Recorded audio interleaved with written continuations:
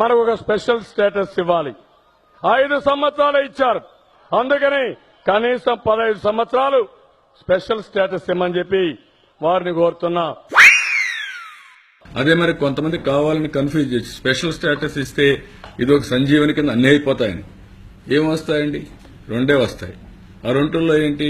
1 EAP, 2 central sponsored schemes. Central sponsored schemes తగ్గించేశారు. 62 నుంచి 52% వచ్చింది. ఈఏపీ వచ్చే కొద్దిగా ఎంత వచ్చింది? ఎన్ని ప్రాజెక్ట్స్ ఇస్తే గవర్నమెంట్ ఆఫ్ ఇండియా అది మళ్ళీ వాళ్ళు క్యాబినెట్ లో తీసి వాళ్ళు పాస్ చేయాలి. ఎన్ని ఇస్తే వస్తాయి? నేను అడిగింది ఫస్ట్ నా డిమాండ్ స్పెషల్ స్టేటస్. వారు కాదని ఇంకా ఎక్కువ డబ్బులు ఇస్తున్నారు అనుకో, ఇంక నీ బాధ ఏముంది? ఇంకా ఎక్కువ డబ్బులు ఇస్తే నేను కాదన్నా కదా. కాదు కోడలు మగబిడ్డ కంటారంటే అత్తొద్దు అంటున్నా.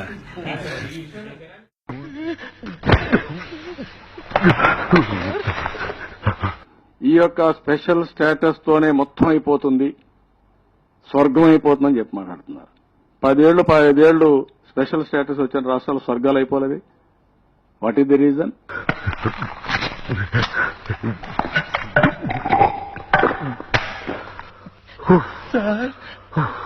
ఏదైతే ఈ రోజు ఇచ్చిన దాన్ని అభినందిస్తూనే వాళ్ళు ఎంత ఇచ్చినా తీసుకోవడం, మనం ముందుకు పోవడం తప్ప వేరే మార్గం లేదు.